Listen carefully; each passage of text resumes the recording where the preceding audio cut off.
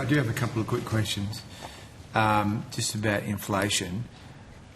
So, what is your view on the impact of inflation on the housing market?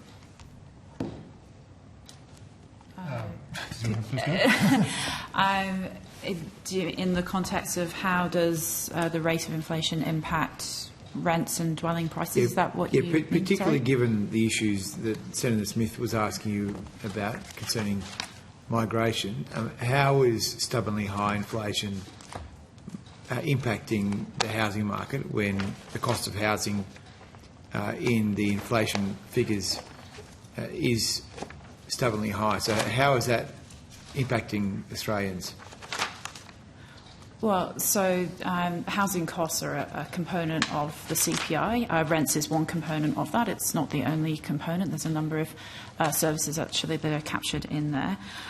In the context of how people see that in their day-to-day lives, it really does depend on your individual circumstances and position. And this is one thing that the Secretary referred to earlier on, indeed, about the different sort of individual experiences at the moment. So if you're in a rental property, if you're a renter, then you might well have experienced an increase in your rents over the last 12 months or so, or you may be facing that as your contract renews.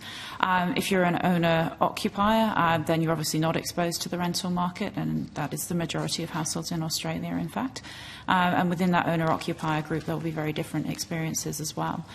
So from an individual perspective, it really does depend on your circumstances, where you live, and how you live, and your income position too.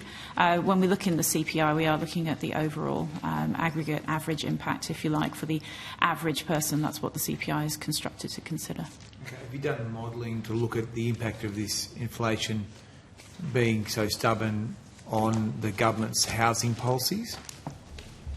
How will it impact the government's stated policies? So we haven't done explicit modelling of.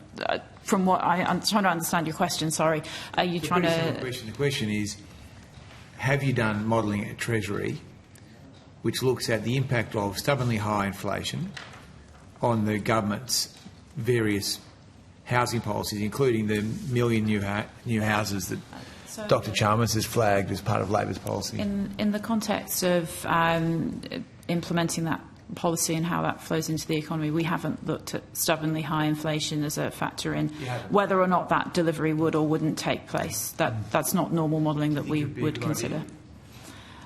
Well, we would, when we look at the impact of policies from a macroeconomic perspective, we're generally focused on the policies that have the biggest macro impact, as the name of our group suggests, and we're typically looking in the other direction. So we're typically considering the impact of the policy on the economy, which can include inflation, but we also obviously consider the impact on GDP, potentially on the labour market. In terms of doing modelling that goes in the other direction, so a high inflation environment and how that might have any impact on implementing a policy, that's not something we typically do. Okay. So if we're not back into the target band by the end of 2025, if inflation isn't back into the target band by the end of 25, what impact will there be on households? There's a lot of what-ifs in that. Yeah, well, I mean, what sort of modelling? As you know, what sort of modelling are you doing to assess the impact on households? I understand that the nation has, and individuals have, variable outcomes based on their housing status as we sit today, but what sort of impact do you think there could be on a typical homeowner or typical renter if there is going to be this stubbornly high inflation that we've seen again today? Yeah, so when we consider our forecasts, we also consider a range of possible alternative outcomes. So we look at the risks effectively around that forecast, and we look at a number of different factors within that. So one of the ones we are looking at and considering at the moment is the housing market more broadly, rent specifically, how that might play differently, how the adjustment in that market might look different over time. There are a number of other ones, though. We talked earlier on about the global environment and how that's playing through to the domestic economy. I ask you about that. I mean, do you think that there has been a window of opportunity to get inflation back on track, which has been lost now because of the international conflict, particularly the Israel-Gaza matter? I mean, have we missed our window here to get inflation under control?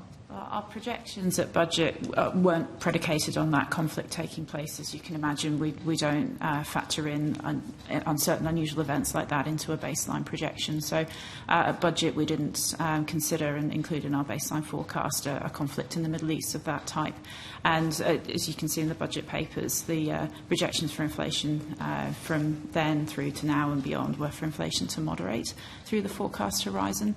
We'd not broadly consider the latest data today as a change to our view in that way, but we are considering, of course, the impact of that conflict, particularly on oil prices and how that flows through to the economy here. As I said earlier on, that's largely in the near term through petrol prices, but we also consider the second round spillover effects as well. And that's exactly what we're working through at the moment for those MyEFO forecast updates. If I could just add to there as well. I mean, the issue for us, we know we're going to get volatility, and the Treasurer has said this, we're going to get volatility through this period as inflation comes down. We can't predict what shocks will happen, whether the oil price will be sustained, lift further or drop.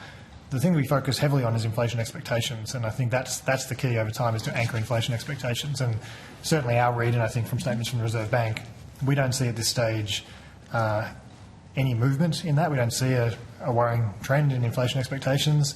Obviously, the longer inflation stays elevated, the risks are present, but the bank has been very clear that it stands ready to act if necessary to ensure that inflation expectations remain anchored. So that's for us the critical factor. And as long as that stays contained, I think we're confident that we'll see inflation come back to the target over time.